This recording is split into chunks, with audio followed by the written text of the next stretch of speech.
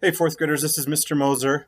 I just wanted to film a quick little video that kind of explains the geometry scavenger hunt that you're going to be working on today. Basically, what we're after is we just want you to get outside and kind of have fun looking for some real world examples of all of these different geometry features that we've been talking about over the past week or so.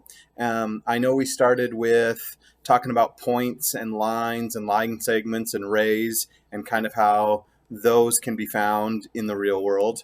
And then I know Mrs. Johnson then moved on and started talking with you guys about different types of angles, from acute angles or angles that are less than 90 degrees to obtuse angles, which are angles that are larger than 90 degrees. And then she also talked to you about right angles, which were angles that were exactly 90 degrees.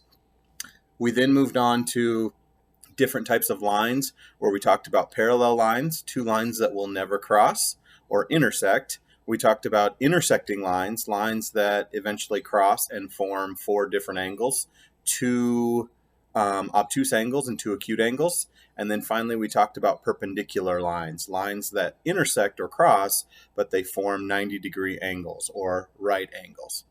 And then in the lesson that we worked on yesterday, you kind of took that information from lines and angles and transferred it over to shapes and how they can be found in different shapes, from quadrilaterals to right triangles to hexagons to all different types of shapes, where you can kind of take those geometrical features and kind of transfer them over into those real world polygons or shapes. So what we want you to do is we want you to go for a walk today, get outside, look around your house. You should be able to find many different examples of these different geometry features. There's a little checklist that you'll find with the assignment. That checklist is there just to help guide you along on your scavenger hunt. It's not something that you need to fill out. It's not something that you need to turn in. It's just kind of a little tool that's going to help you with this hunt.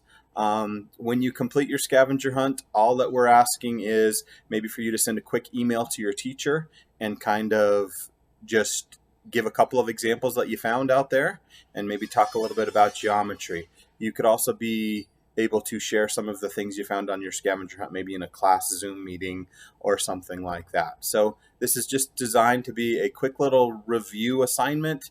Go outside, go for a walk, take a bike ride, find some of these real world examples, and let's practice a little real world geometry. So I hope you have fun.